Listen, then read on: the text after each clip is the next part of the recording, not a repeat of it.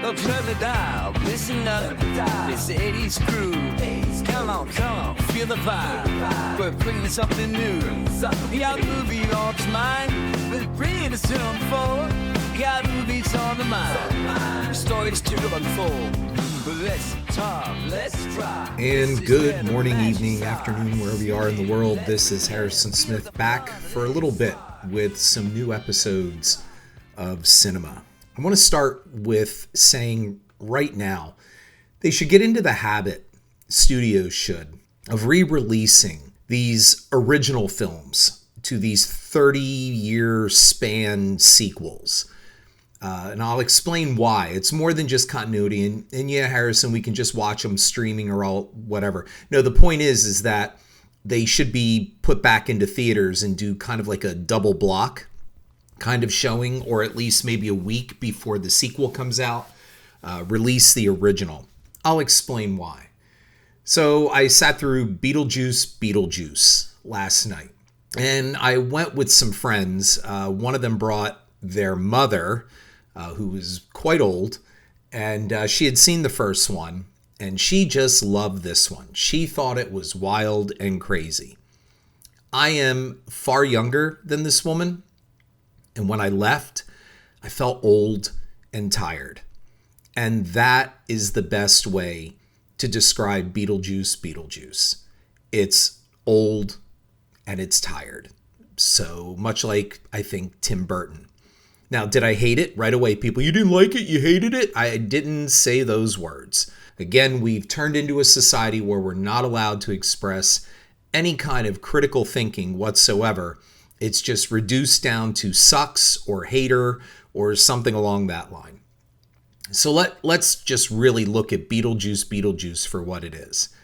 And that is, it's beyond fan service because there's a lot in it that doesn't really cater to fans. I mean, there's a lot of callback to the original film.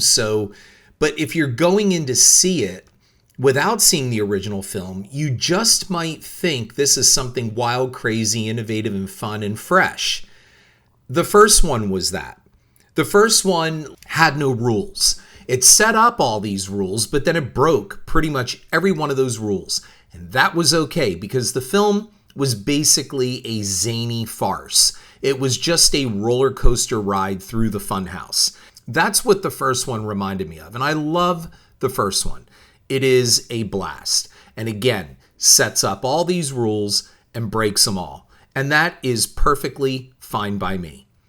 This one, it not only really has no rules, it kind of took the broken rules from the first one and just keeps breaking them. There is no rhyme or reason to anything here. And while the first one broke all the rules for the sake of entertaining you, this one broke all the rules just for the service of the plot. It was a lazy screenplay. Let's just put it out there. I mean, Burton takes some time to slam Disney in a couple lines. You know, Lydia and I think Delia, they're talking about Disney. I don't know.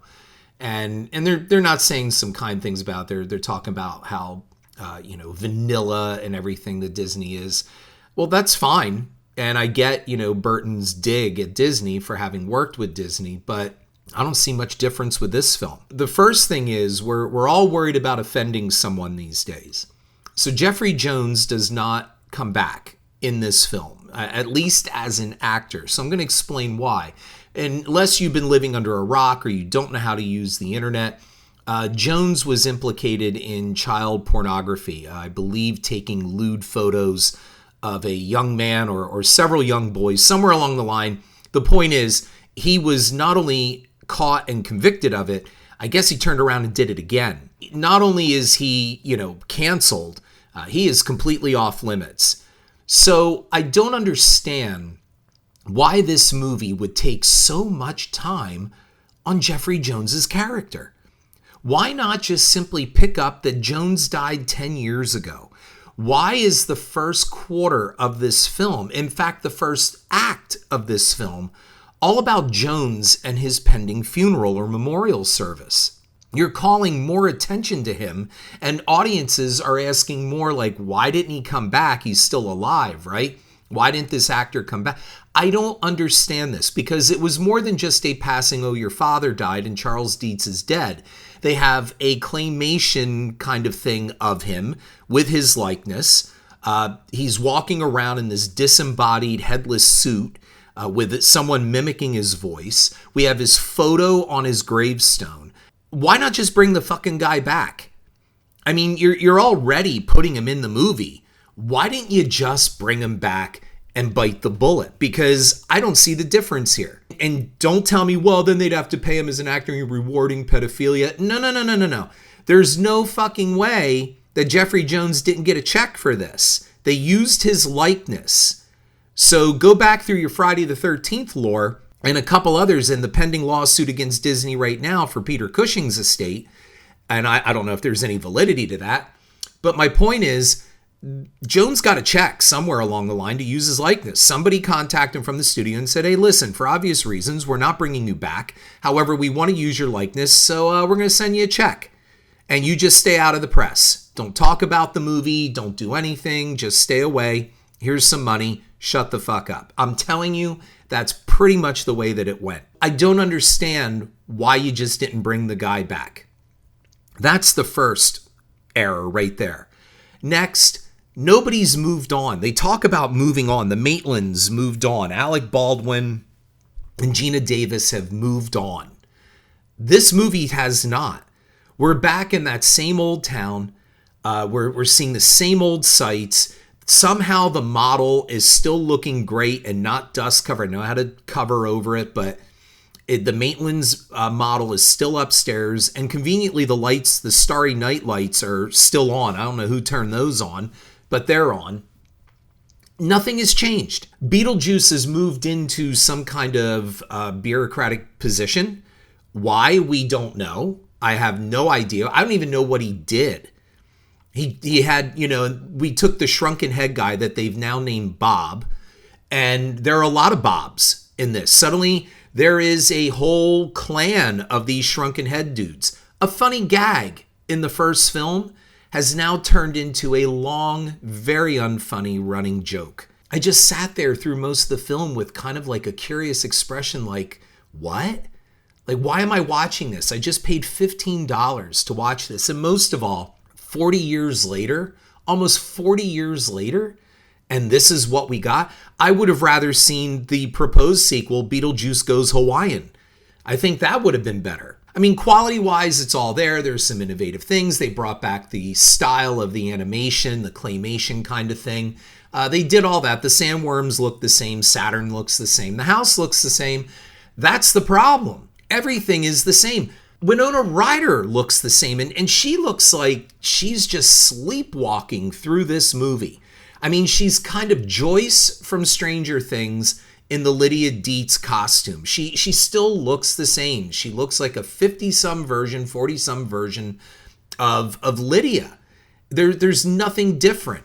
Catherine O'Hara has nothing to do. Where in the first film they gave her great lines and all of this, now she's some kind of mainstream artist, and she's hit it huge, and she's donating wings of like art centers to colleges. And that brings me right over to Jenna Ortega. Boy, what an acting stretch for Jenna Ortega. She plays the angry, disinterested, mad at her mom, rebellious child, pissed off at the world. She's Wednesday without the goth makeup. And the only twist to the whole film was the guy that she met, the boy that she met. And even that goes away relatively quickly. So this boy tricks her into going into the afterlife and giving up her life to bring him back because he murdered his parents and he's a ghost. It just simply goes away. Like literally with a stamp of a booklet, of a passport, and the pull of a lever, that entire plot thing is gone. Like that probably should have been the center plot to this whole movie. And instead we spend a third of it with Charles Dietz and his memorial. And then we have Justin Theroux's, quasi or faux kind of new ager, soy boy kind of producer that's trying to get at Lydia's money. And she's inexplicably become rich off of a shitty ghost show. Did she come out of the first film with some kind of psychic powers? Or we know she could see the Maitlands, but there really wasn't anything special about her because at the end, everybody could see the Maitlands. Everybody saw Beetlejuice at the end. There was no hint that Lydia had any kind of special power or whatsoever. And before you say, well, they couldn't see, like Catherine O'Hara and Charles Dietz and all them, Jeremy Jones, they couldn't see the ghosts earlier in the film. Well, that's because they stayed in the attic. But they could see them when they were under the sheets, so they saw how they could manifest the sheets to make them float. There was nothing special about Lydia, is what I'm trying to say. And in this movie, they try to make it out that she has some kind of inexplicable power to talk to ghosts. But as Jenna Ortega points out, conveniently, she can't talk to her dead husband's ghost, even for the sake of making things better between her and her daughter. And the only excuse that we have, Astrid, what a terrible name for a child in this movie. Astrid, they made a whole joke about that on The Office with Asturd. So they name her Astrid. And the only reason that they give us for her not liking her mother or being resentful of her mother is that she spent too much time on her crazy ghost show and not enough time with her and not mourning her father enough. And then the dead father finally comes back and sitting at a table just puts his arms around his two girls and brings them back together just like that. This is a movie of convenience. It is more than nostalgia. It is convenience. Tim Burton needed something to make money. That's what the pressure was on him. So, all right, we'll bring back Beetlejuice. Michael Keaton has had a bit of a resurgence as of late. Let's get him to put the striped suit on one more time. And even Michael Keaton is walking right through this. His energy is just not there compared to the first one. And I heard people saying, oh my God, he looks exactly the same. Well, shit, yeah, he has the same goddamn makeup on. No, you're not going to see him age. He has makeup on. Of course he looks the same, but he doesn't sound the same. He keeps talking like this through the whole thing. He's kind of just... That's not Beetlejuice. Beetlejuice was wild and manic and talking a mile a minute. We don't really see any of that in this film. He's older. He's a little fatter. And he's tired. And that is how I felt in watching Beetlejuice by the time I walked out. I didn't really laugh. I didn't find anything creative or rather inventive. I just saw a rehashing of everything that was done better in the original film. Now, is it a bad movie? No. Technically, it's all up to spec. It all looks great. The cinematography is stellar. It looks nostalgic. It has a great feel for a New England town. It all looks great. The special effects are terrific. It's just everything exists simply for the sake of the plot. There is no advancement. So I think that's the central theme of this movie. Moving on. The problem is the filmmaker and the entire cast and the screenwriters, nobody moved on from 1988. Therein lies the problem with Beetlejuice. Now, it's made a lot of money. Well, Harrison, it's still the number one film. It's beat out this one. Well, that's not saying much, especially when you look at the trailers of what's coming. And the one was that shitty, awful Transformers origin movie. Oh my God. I just winced at how bad that is. The wild robot? Really? This is what Beetlejuice is up against? Yeah, no wonder it's making a shit ton of money. I guess it's great for people that don't know any better. If you didn't see the first one, you're going to think this is creative. And that's, of course, what's missing in movies anymore is creativity, inventiveness, good scripts. You can get tricked easily into thinking that's what this is if you didn't see the first one. If you didn't experience the first one in a theater, and that is why I started this podcast episode by saying they should bring back the original films and put them in theaters, because I have a feeling after people watch the first one on the big screen and then watch this one, they'd have a very different take. And it might not be the number one film in the country or world for 3 or 4 weeks in a row. It might just be a little different because the first one had an energy to it. It was wild and fun, and you didn't know where it was going to go. It was random. And Jenna Ortega even says that in this movie with all of the snarky one-liners that they give this kid Oh, wow, the afterlife is just so random. Yeah, no shit. You have to say that to us? We got that from the first film. We understood that without anybody ever having to say it. But you have to telegraph that to Gen Z and Gen Alpha because they only know 15 seconds to 60-second blocks on TikTok to watch their movies. Overall, this is more than just a nostalgia dump like Alien Romulus. It's more than just fan service and giving us what we want. Beetlejuice is lazy. And there really isn't much of a script. I'll give you an example, an obvious joke that ran on way too long. Soul Train. And if you saw the film, you'll understand. Okay, the Soul Train itself would have been funny just to use the name as the travel conduit to the afterlife. The Soul Train. For those of you who do not know, Soul Train was a rhythm and blues, black music, American bandstand back in the 70s. And it featured black artists and, it had the thing Soul Train in the opening. Well, that's what they're playing on in this movie. And it's one big 70s recreation of Soul Train dancers. And everybody, of course, is black. The dancers are black.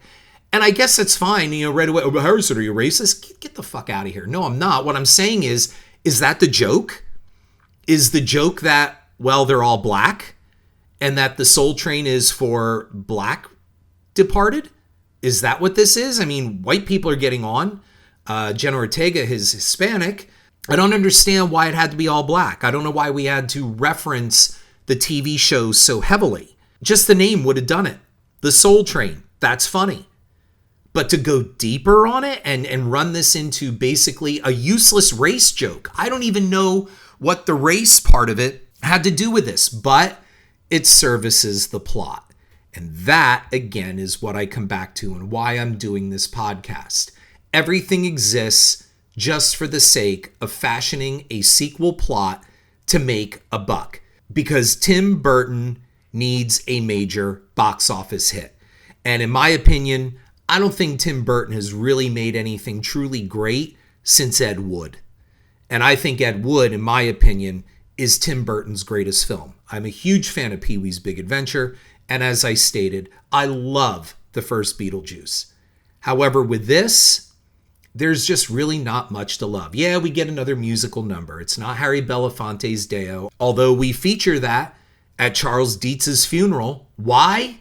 I don't know, because it's a throwback to the first film, and it connects it to the first film, and therefore it services the plot. Otherwise, the song that they used for the ending, some cheesy 70s song, I won't give you the title, so I'm already ruined everything with spoilers anyway. I just sat there going, I guess this is fucking lazy too. You made the whole ending of the movie a music video. That's how you ended it, which it ends almost exactly the same goddamn way that the first film ended. And that brings me now to Beetlejuice's ex-wife. What purpose did she serve? She's angry at Beetlejuice because Beetlejuice killed her. I don't get it. She comes back in the opening. Danny DeVito inadvertently wakes her up because she was in storage, lost and found, something like that. I don't know. We've made it very clear that the afterlife is just really nothing more than a bunch of Byzantine mazes of bureaucracy and red tape, which the first one did nicely. Now we see way too much of it. And the ex-wife is just a useless character. I don't know. Is it to force the marriage with Lydia? Why is Beetlejuice still pining over her? Wouldn't he be pissed off about her? What she did to him in the first film and left him at the altar? Why is he pining still for Lydia Dietz? Again, I'm asking all these whys because I don't know what the ex-wife wanted other than to suck his soul. She's a soul sucker. And that didn't even do much. I know that in the first film, the janitor opened up a window and showed these lost souls that get disincorporated somehow, and they're truly in some kind of hell or purgatory. And that's what happened to the Maitlands. At the end, their bodies manifested, but they were growing old. Like there's, I guess, something like, a true death, not just this transitory death of going into the afterlife waiting room. but she's going around committing true death, I guess. See, that's what I mean. The rules really aren't that important, but I don't even know what rule you're breaking anymore. Like, are you dead or not? Like Catherine O'Hara, she dies, then she comes back. She's in our world and she can physically manifest things. And then at the end, she's dead again, or she's still dead. It just doesn't matter. It's all for the service of the plot. We can't get rid of Catherine O'Hara right away, so we've got to do this. And then that leads me not only from the useless character of Beetlejuice's ex-wife, but it brings me to the useless character of Willem Dafoe. Why do they need cops with guns in the afterlife? Why are they all dressed like Chip's TV show patrolmen? Why is Willem Dafoe a former action star turned cop in the afterlife with some hot secretary who apparently is smitten with him and a fan and reminds him that he is an actor? I don't get any of this. Why can't you break some more fun rules? Why couldn't there be more fun to this? This is all tired. It was all just, again, to make a plot, to make a sequel.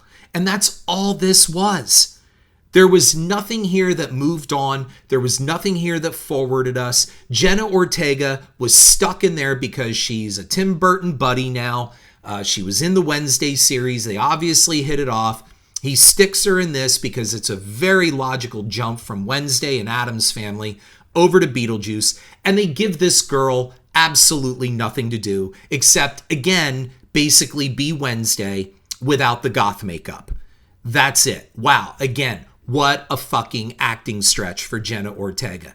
And then we introduce baby Beetlejuice with a tacked on ending where she gives birth to baby Beetlejuice again, like before Lydia gave birth to baby I don't even know what baby Beetlejuice is supposed to be other than a marketing ploy. Hey, let's do baby Beetlejuice, like Muppet babies. So now we have Beetlejuice babies. I don't know. I don't even know what it was supposed to be. And the baby is chewing on Lydia's leg and drawing blood. And she's still standing there talking and acting like this is an annoyance as this child is crawling up her leg and biting her leg. And at the end, this thing basically pops out of Jenna Ortega like it's alive. Or you might as well have just had it come out of her like an alien, a chest burster. And so it rips out of her vagina, out of her uterus, and it starts crawling all over the place, and it kills the doctors. And I know it's a dream. It turns into a dream. And then even that, the dream is a dream within a dream. And it almost ends almost like a Bob Newhart thing from the TV show Newhart, where he woke up with Suzanne Plachette, and then it just ends. Like, that's it. It was almost like they went, I don't know how to fucking end this, so why don't we just do this? And that's exactly what happens. That's how the movie ends. It just ends. There's no tie-up. There's no resolution. It's just there. And that is my problem with the film. Well made.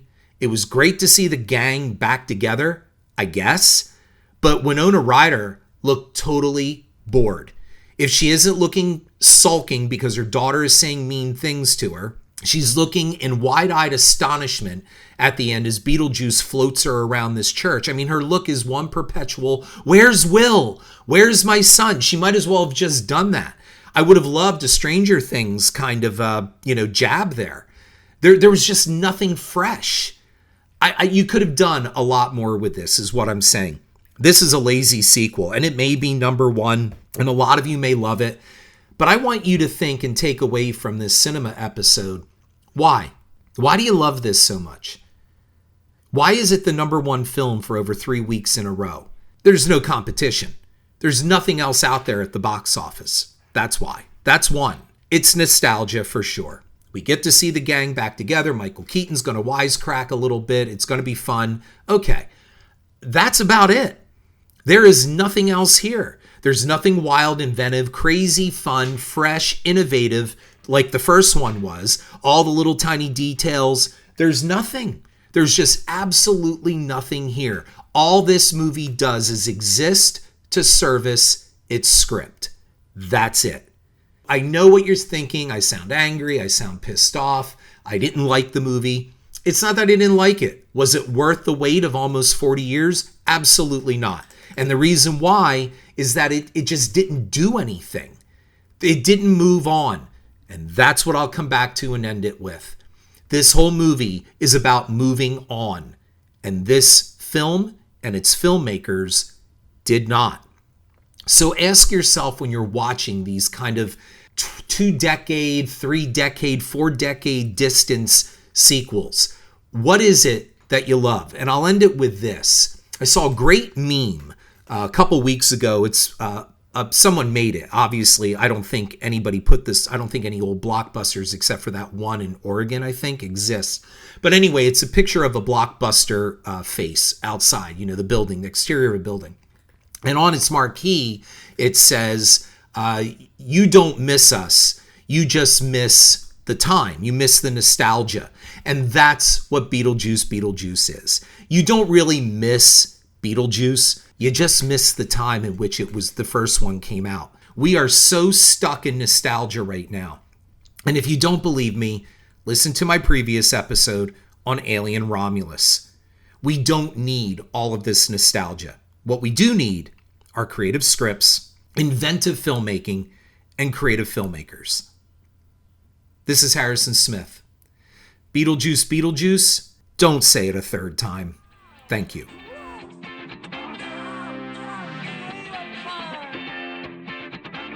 Look, turn the dial, listen up, this 80s crew. Come on, feel the vibe. We're bringing something new. The out movie loves mine.